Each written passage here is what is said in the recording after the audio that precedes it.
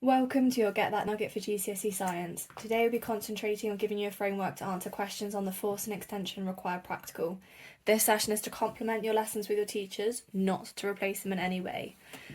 So, a physics paper 2 practical, this one, and it's quite a nice one. It's got sort of quite straightforward, and you've probably found as well when you've worked with this in school that when you had the springs, it's quite a nice obvious one, isn't it? How does force affect extension? Well, the more force I apply to a string, same way with an elastic band, the more force I apply, the larger the extension. So it's quite sort of like, if you can remember that, it's sort of quite nice and straightforward. I've taken a slightly more difficult question this time. But still means like exactly the same thing. So we've got a student carried out an investigation to determine the spring constant of a spring. Describe the method. So we still need to be able to look at the force. We need to be able to change the force and therefore measure the extension. And that's going to help us to work out the spring constant, which basically tells us like almost how springy a spring is. When you've got like different elastic bands and some are like harder to pull and some are easier to pull, that's to do with the spring constant, for sort of like want of a better word, literally how springy it is. So we are going to pull out our variables again. So independent is obviously the one that we change, and therefore we are going to be changing the force here. Okay, and obviously force, the unit for force is newtons. In this case, the force that we're going to be working with is weight. You know the little like circle, you might have had them like as circles added. The dependent variable then is what we are going to measure, and we are going to measure the extension of the spring. Now, this could be done in like centimeters, meters. Generally, because we work with like smaller springs, it's better to do it in centimeters. We can be more precise that way. There's going to be more decimal places, and therefore we can be ever so slightly more precise. And then obviously we'll talk about lots of our control variables throughout the method, things that we're going to keep the same. One of the biggest ones here is we are going to keep the same spring. We are not going to use a different spring. We want to work out the spring constant of this spring, and therefore that's what we're going to do, and that's nice and important. So let's start describing the method then. So this is one of the practicals where you would have set up a clamp stand, which is one of those sort of, so it got the bit there, it's got the stand at the bottom, and then we can obviously clamp things on. So you would have clamped like a little spring. There's my very, very bad spring on my clamp stand there. So let's go with number one then. We don't often get marks for setting up the equipment, but we're going to be nice and precise. And we're going to say set up clamp stand and attach the spring. Now, when using these, there's lots of things that can go wrong. We're obviously not going to have it like hanging over the edge because we don't want things dropping down. What you also want to make sure is obviously if I swung this around and had it over this way, obviously when we start adding weights, we're going to have this tipping. So we always try and have what we're working with over the actual stand part because we're going to have a little bit better. You might also find that you've also in yours like clamp this down to the desk as well so it doesn't tip. And obviously that's an extra safety precaution, is to clamp that down, attach it to the desk, and therefore nothing should be falling off, nothing should be falling on anyone's hands or toes or anything like that. So we've set up the clamp stand, apparently, there you go, that's better. And we've attached the spring to the clamp. Now, we need to be able to measure the extension. Now, obviously, if I was to ask you to measure something, don't overthink it, you go grab a ruler. Now, if I was just to hold the ruler next to it, which is what you might have done in school, that's just not very accurate. That's going to lead to all kinds of inaccuracies. So therefore, what is actually really good to do is to set up another clamp stand and have your ruler vertically next to. So set up second clamp stand and attach the ruler. Now, obviously, we want it vertical, so I'm just going to put a vertical. Now, if we don't get this right, we can still lead to all kinds of inaccuracies. If it's not completely vertical, then we're not actually going to be measuring the extension as accurately as we could be. Now, this is where some of the methods can change.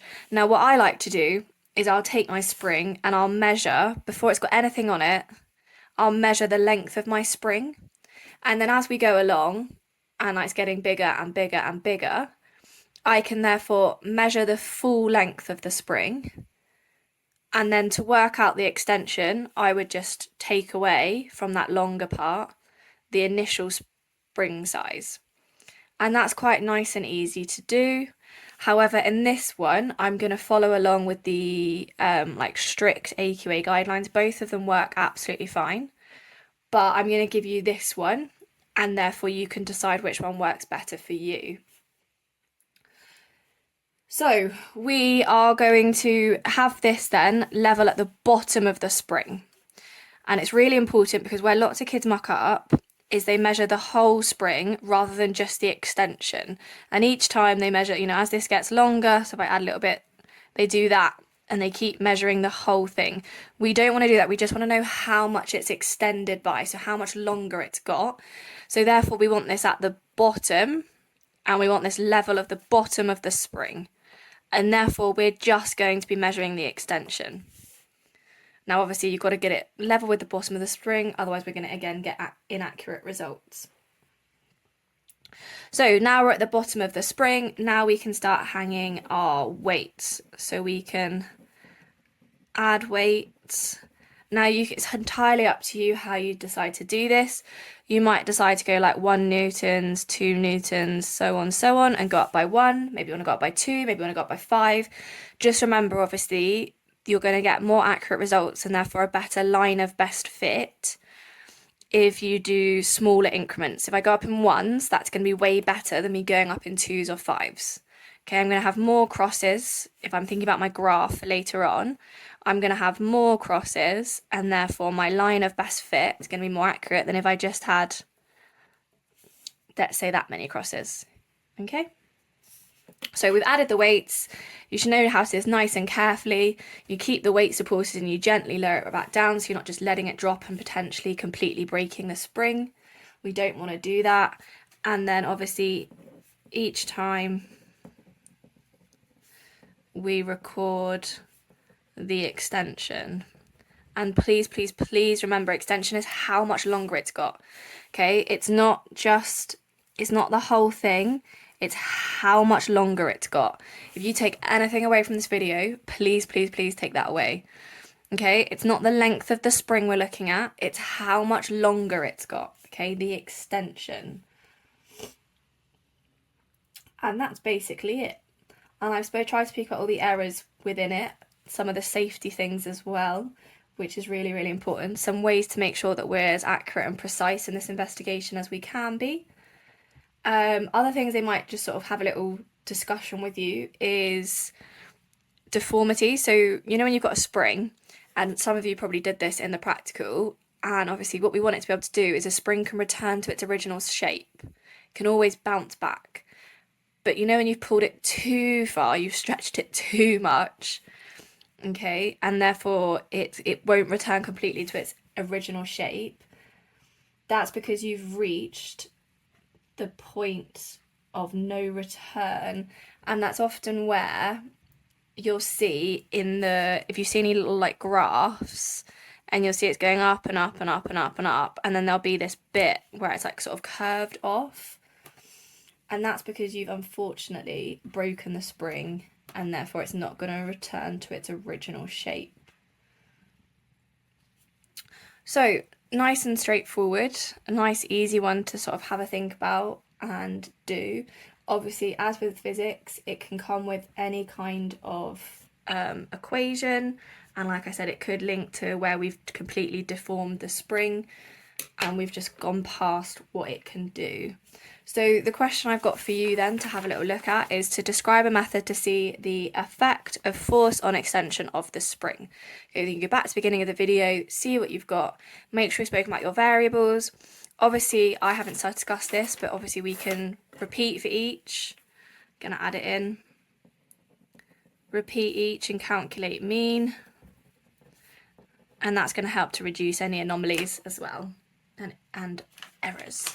So I'll pop this back up. Describe a method to see the effect of force on extension of a spring. So you can go back to the beginning of the video to check your answers and also take it to your teacher for checking.